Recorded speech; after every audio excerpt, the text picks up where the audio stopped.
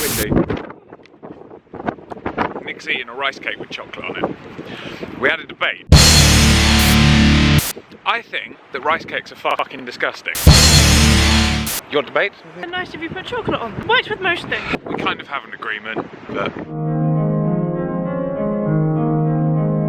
Anyway, we're here today at the Devil's Punchbowl. We're here for mysterious murders, gruesome hangings, and of course tales of the devil himself. Let's have a look around in this beautiful area of Surrey.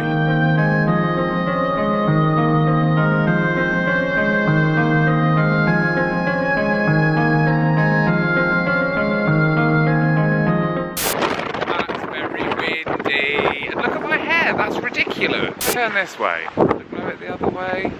Yeah. Looks better though with that. The Devil's Punchbowl is a very big fucking thing. It's a 697-acre visitor attraction and a biological site of scientific interest. Fucking, I can't get that word for some reason. And is situated to the east of the village of... Why? Why can I not say it? What are we saying? It's situated... No. And is situated just to the east... And is situated just to the east of the village of Hindhead. There we fucking go, you fucking... Anyway, I'll come back to that later.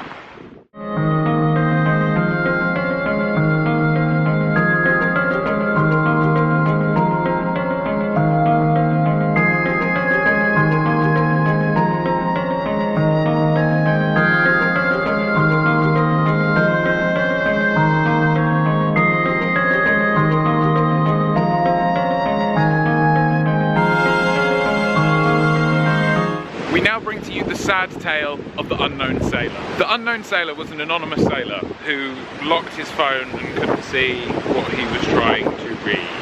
The unknown sailor was an anonymous seafarer and he was murdered in September 1786 at Hindhead in Surrey, England.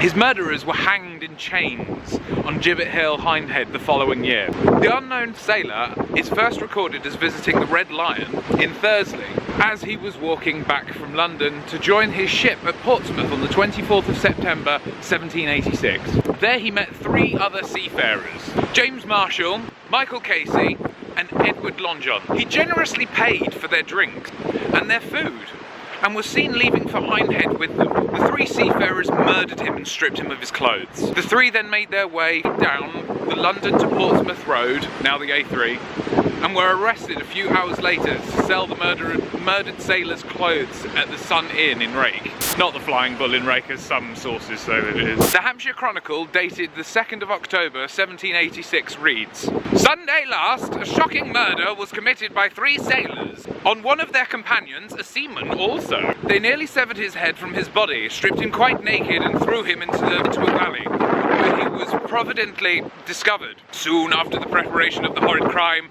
by some countrymen following..." God, I can't even see my screen now. They nearly severed his head from his body, stripped him quite naked and threw him into a valley, where he was providently discovered soon after the preparation of the horrid crime by some countrymen coming over Hindhead, when the desperadoes were instantly pursued and overtaken at the house of Mr. Adams, the son at Rake. They were properly secured and since lodged in jail to take their trials for the next deceases in the county of Surrey.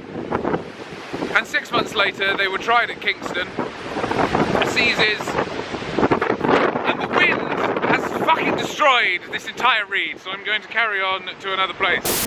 So, we do bring you here to the Sailor's Stone. The Sailor's Stone was erected by James Stillwell of nearby Causeby Mill soon after the murder.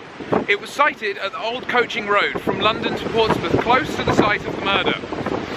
The inscription on the front reads, "In detestation of a barbarous murder committed here on..." Fucking hell, I can't even see because I've got so much water in my eyes.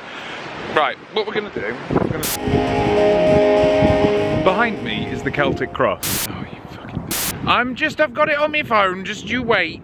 Behind me is the Celtic cross. In 1851, Sir William Erie paid for the erection of a granite Celtic cross on Gibbet Hill, on the site of the scaffold where the murderers were hung in chains. He did this to dispel the fears and superstitions of local people and to raise their spirits. The cross has 4 Latin inscriptions around its base. They read, Post tenebrus lux, in orbitu pax, in luce spes, post orbitum salus. My Latin is absolutely terrible. This, though, translates to light after darkness, peace in passing away, hope in light, salvation after death.